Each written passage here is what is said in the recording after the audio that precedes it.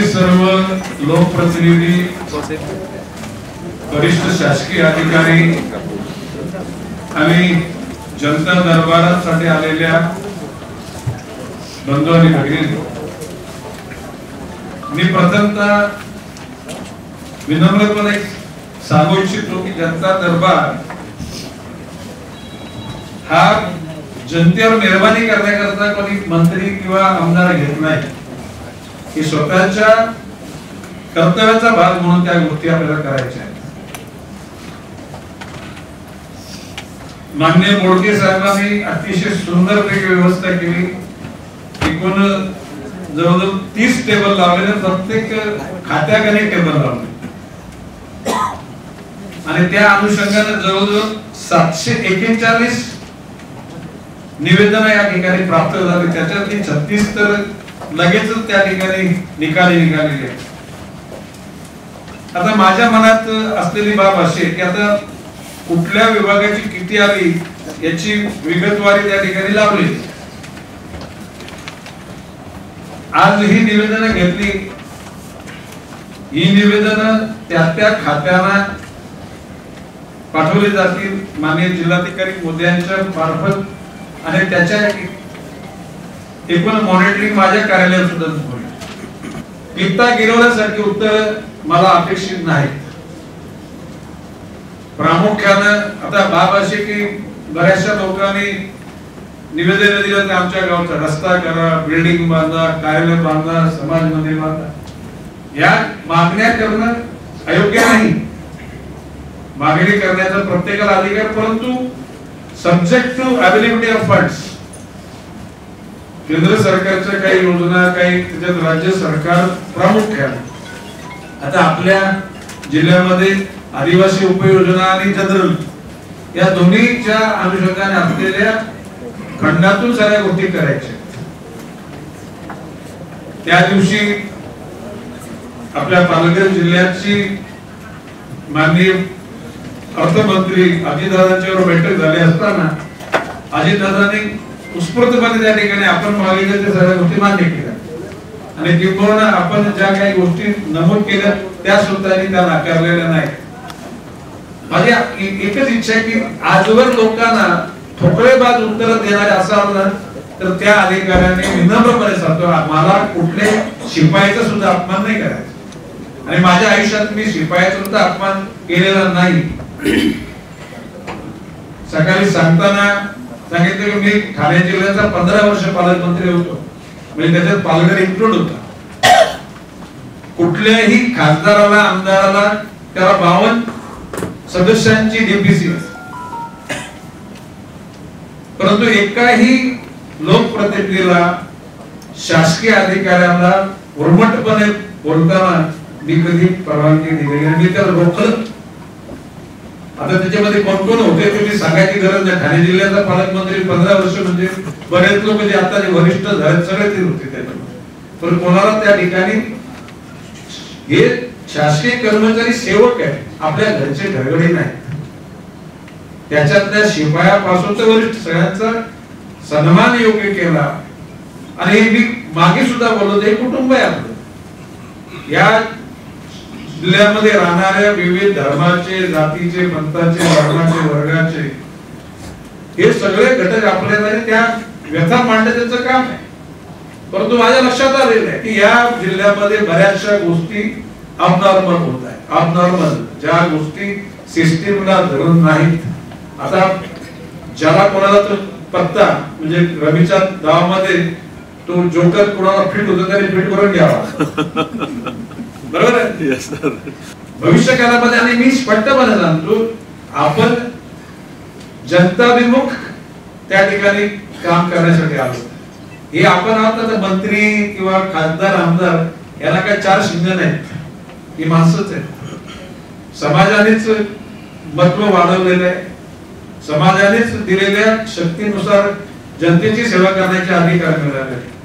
आणि शेवटी मी एकच सांगतो की जगाच्या पाठीवर दुसऱ्याला यातना देऊन जी लोक सुख शोधतात त्यांच्या आयुष्यात कधी त्यांना सुख मिळत नाही. At end of their life they will have to repent. त्यांना पश्चातापच करावा लागणार आहे. आणि म्हणून मी माझ्या या सगळ्या डायसोड सांगतो की ज्या घटकांना लवचिकतेनं जनसामान्यांच्या सेवेमध्ये राहायचं नसेल तर त्याने आपली बदली लवकर करून घ्या डिपार्टमेंटकडून. म्हणजे मी कोणाची तक्रार करावी माननीय मुख्यमंत्र्यांकडे, दोन्ही उपमुख्यमंत्र्यांकडे किंवा संबंधित मंत्र्यांकडे, आणि माझी इच्छा नाही. माझं एवढंच म्हणणं आहे की आपण एकमेकाला समजून घेतलं पाहिजे, त्याच्यातून जनसेवा केली पाहिजे. आणि मी मगाशी म्हटल्याप्रमाणे आम्ही इथे आलो मेहरबानी करण्यासाठी नाही, ही हाऊस आहे. घोडके साहेबांना आजच्या संपूर्ण भारताच्या राजकारणाच्या इतिहासामध्ये 2000 जनता दरबार घेणारा फक्त एकदा गणेश नाही, कारण ते पण शेवटच्या माणसाला विचारून एकही माणूस त्या ठिकाणी थांबलेला आणि त्याचा प्रश्न न सुटलेला. तर माझी विनंती आहे की आता ज्या ज्या खात्याकडे आता संपूर्ण डेटा सगळा घोडके साहेबांच्याकडे आहे, कुठला अर्जदार, त्याचा विषय कुठल्या खात्यामध्ये आहे, त्याने पेपर दिलेले आहेत. रुटीन स्टाईलची ठोकरेबाज उत्तर देणारे अधिकारी असतील ना तर त्यांनी ह्या जिल्ह्यातून दुसरीकडे जा. शेवटी आपल्याला समोर जाऊन लोकांची प्रश्न सोडवण्याकरता पुढे गेलं पाहिजे. ते शासकीय उत्तर सगळ्यांना माहिती आहे, परंतु त्याच्यातून मार्ग शोधण्याचा प्रयत्न केला पाहिजे आणि तो करावा अशी माझी नम्र विनंती आहे. मी अधिकारी मी as a minister will order do it, परंतु मी ऑर्डर द्यायची माझी मानसिकता नाही. मी माझ्या आयुष्यामध्ये मी कुठल्याही अधिकाऱ्याला तू हे काम योग्य ती कारवाई करा, म्हणजे चौकटीत राहून तुम्ही स्वतःच्या हाताला डाग न लावता जनसामान्यांना मदत करा. तुम्ही बदनाम असं मी कधी सांगणार नाही, परंतु त्याच्यातून मार्ग निघतो. आणि म्हणून माझं म्हणणं आहे की आपले जे 741 निवेदन आले त्याच्यातली 36 सुटलेले आहेत, 705 राहिलेले आहेत. ती बोलते उद्या परवा घोडके साहेबांच्या स्टाईल मध्ये ती सगळ्यांच्याकडे जातील आणि त्याच्यातून रिझल्ट मिळाला पाहिजे.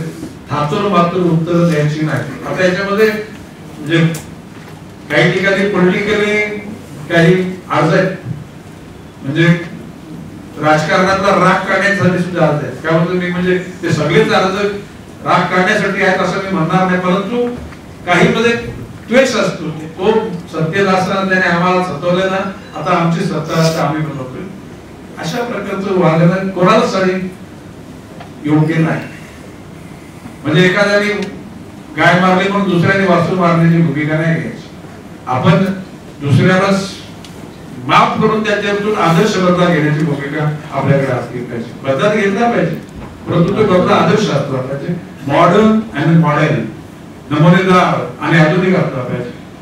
आणि म्हणून मी एकच सांगेन की आता ही आज झालेली निवेदन साधारण 1 महिन्यानंतर अधिवेशन संपल्या परत इथेच दरबार होईल. त्या दरबाराच्या वेळेला बाहेर या सगळ्या याची उत्तर मोठ्या छापलेली स्क्रीनवर पण मिळेल, आणि त्या लोकांना कळवलं पण जाईल. आणि ज्याची कामं झाली त्यांनी यायची पण गरज नाही, ज्याची कामं नाही झाली.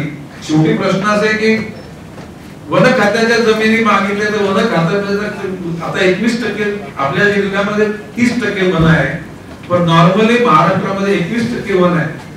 केंद्र सरकारच्या धोरणानुसार ते 30% पर्यंत आपल्याला पोहोचायचे. 30% पोहोचायचं म्हटल्यानंतर सोशल फॉरेस्ट्री वगैरे आलीच, अधिक काही कलेक्टरच्या लँड असेल त्या ठिकाणी झाडे लावण्याची वेळ नाही. आणि वन खात्याची जागा मिळवणं म्हणजे स्वर्गातून एखादी गोष्ट परत आपण जमिनीवर आणण्याचा प्रयत्न करण्यासारखा आहे. म्हणून काही गोष्टी लोकांनी अपेक्षा केल्या तरी पूर्ण होणार नाही.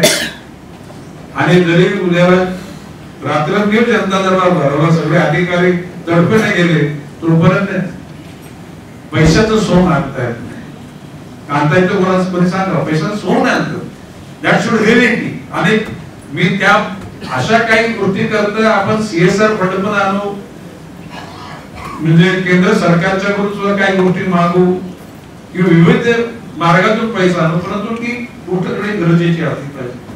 मला वाटते की कार्यकर्त्यांनी सुद्धा माननीय सावरा कुठे गेले माननीय स्वराज्य म्हणजे आता निरंजन डावकर आणि आपल्या दुबे मॅडम या सांगून गेले.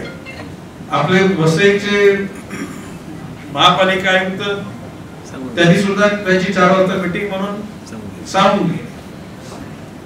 एकूणच या ठिकाणी कोणी मोठा नाही, सगळे आपण सारखे माणूस म्हणून सगळे सारखे.